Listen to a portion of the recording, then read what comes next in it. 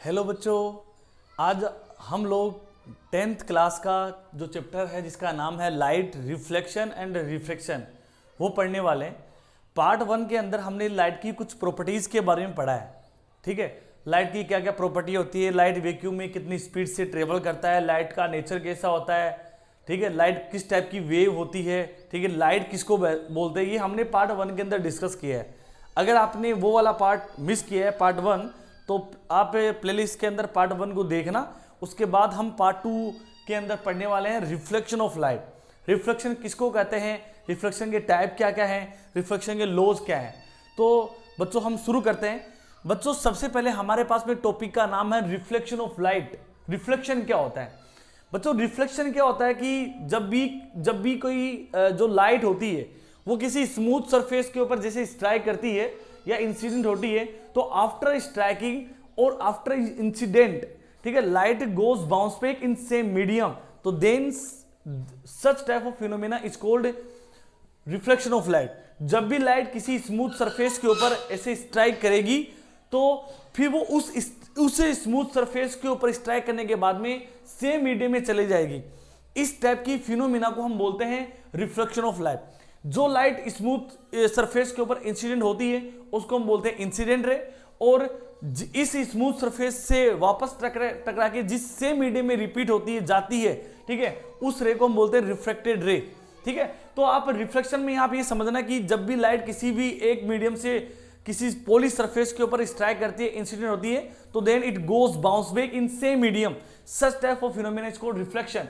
यहां पे लाइट जहां भी जिस पॉइंट के ऊपर इंसिडेंट होगी वहां पे हम एक नॉर्मल ड्रॉ करेंगे जिसको बोलेंगे mn, ठीक है, और यहां पे हम बोलेंगे i, इसको बोलते हैं angle i, angle of incidence, और ये आपके पास में जो r होता है इसको बोलते हैं एंगल ऑफ रिफ्लेक्शन। तो आप रिफ्लेक्शन में ये समझना कि लाइट किसी पॉलिश सरफेस से आएगी और टकराकर या स्ट्राइक करने के बाद में सेम मीडियम में रिपीट हो जाएगी, इसको बोलते हैं रिफ्लेक्शन। बच्चों रिफ्लेक्शन के कुछ लॉज हैं। इसमें सबसे पहले लॉ ये होता है कि क्या होता है कि एंगल ऑफ इंसिडेंस ये इक्वल होता है एंगल ऑफ रिफ्लेक्शन के, ये पहला लॉ है। दूसरा लॉ क्या हो बच्चों? Incident ray, normal and reflected ray all are lie in same plane at a same point. मतलब ये तीनों है। तीनों कौन कौन से आपके पास में? एक तो आपके पास में इंसिडेंट रे, और एक आपके पास में है नॉर्मल, और एक आपके पास में है रिफ्लेक्टेड रे। ये जो बच्चों तीनों जो रे होंगी वो किसी सेम मीडियम के किसी एक फिक्स पॉइंट के ऊपर क्या होंगी, लाई करेंगी, मतलब वहां पे वो सिचुएटेड होंगी। ये रिफ्लेक्शन के दो लॉ हैं।